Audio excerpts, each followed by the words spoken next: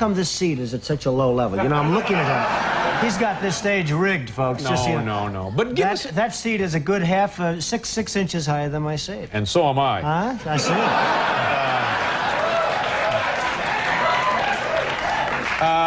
What were you like as a kid? What kind of childhood did you have? Well, I had a good childhood, wonderful parents, really good parents, and it was a good, solid childhood, I'd say. Very normal in a lot of respects, but a very, very solid childhood. Yeah.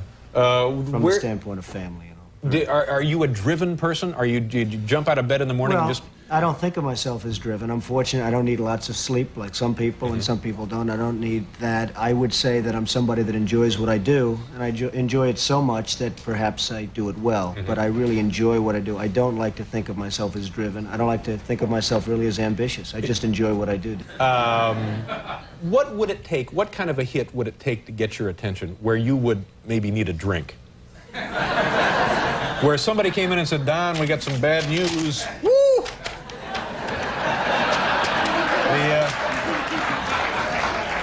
That's 7-Eleven in Akron. Well,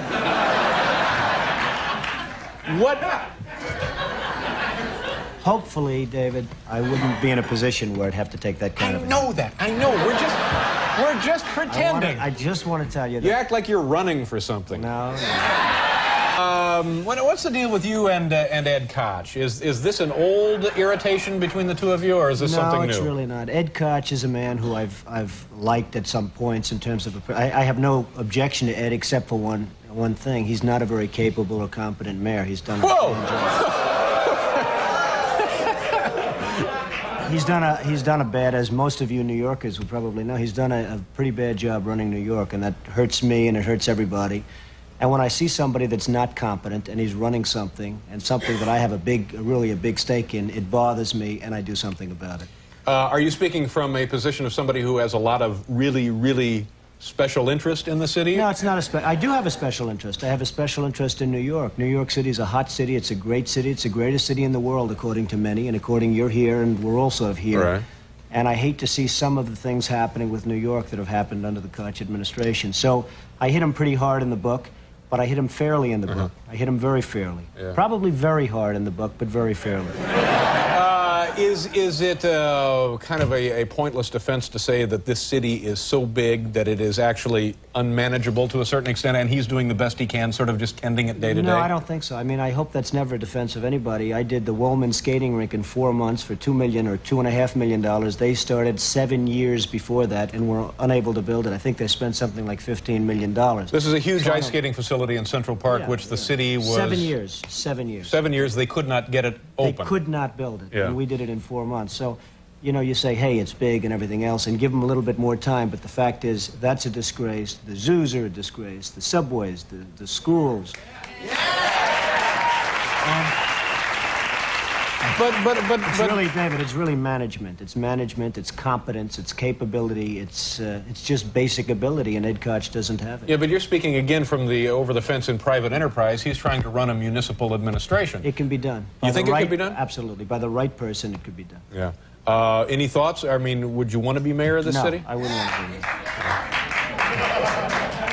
It'd run very well if I was mayor, but I would not want to be the mayor of New York. And what about the, are people trying to draft you to run for president up in New Hampshire? Well, I guess a lot of people want to see this country, it's a shame what's happening. Japan, Saudi Arabia, Kuwait, everybody's taking advantage of the United States. People know that if certain people are running a country, that it won't happen. I mean, when you look at Japan, not paying for the defense. We're defending Japan. We're losing billions and billions of dollars. We're fighting for AIDS help and for farmers and for this and that.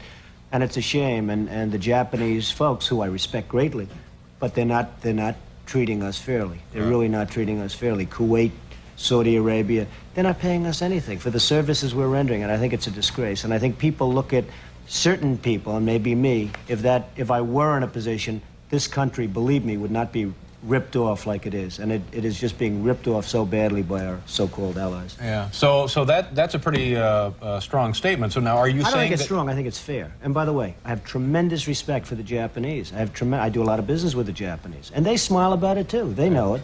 The country is losing billions and billions of dollars to Japan, and we can't afford to lose. And it's a shame. It's But a so shame now, are you saying this by way of indicating that you could do it better, and you do intend to run for president at some point? No, I'm not going to run for president, but I think somebody... Now, in 8 years, if you came back, would you have a different answer? In 4 years, I tend to doubt it. I really tend to doubt it. But I just think that there's so many ways that this country can straighten itself out, and we're not going about those ways. Cutting farm aid is not the appropriate thing. Cutting help for the homeless and help for the poor and welfare... Certain things can be done that really will mean big dollars to this country, and those things are not being done right now. Let me ask you one other question, because I know you have other appointments and stuff to get to. If you go to dinner and the bill is like, say, $25, how much of a tip would you throw down? Well, you know, the way I feel about tips, if somebody does a super job, I give more than anyone. And if somebody does a lousy job, I probably give less than anybody. And that's the way I feel about life. Life should be, you should be rewarded for competence and capability and doing a job and having a smile on your face, maybe, if that's the case. And I'm a pretty good tipper when somebody's good, and I'm a pretty lousy tipper if somebody's not good. So that's the way it is. But, you know, sitting here listening to this stuff, it seems to me you are dying to get to some public platform to superimpose those feelings upon the American awareness. Well, maybe so, but I'm not. I would like to have the feelings known and let somebody else do it, and it can be done. If the ball's carried correctly, it can be done. Yeah, but if you want something done right, do it yourself.